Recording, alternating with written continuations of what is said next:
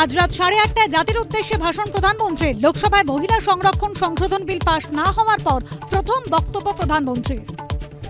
মহিলা বিলের নামে বঙ্গভঙ্গ করতে চেয়েছিল। মোদির পতন শুরু হয়েছে। বাংলা জয় করে দিল্লি দখল করব। হাওড়ার পাঁচলার সভা থেকে হুঙ্কার মমতার। মহিলা বিরোধী ইন্ডিজোট এর উচিত শিক্ষা 23 তারিখ 29 তারিখ বাংলার মা বোনেরা দেবে। এরা মহিলা বিরোধী। তৃণমূলের স্বরূপ প্রকাশিত প্রতিক্রিয়া শুভেন্দু অধিকারী। নন্দীগ্রামে লড়ার চ্যালেঞ্জ দিতে পারেননি মমতা বন্দ্যোপাধ্যায়। ভবানীপুরে হারাবো চ্যালেঞ্জ শুভেন্দু অধিকারী। লোডশেডিং না হলে জিততেন, প্রশ্ন তৃণমূলের।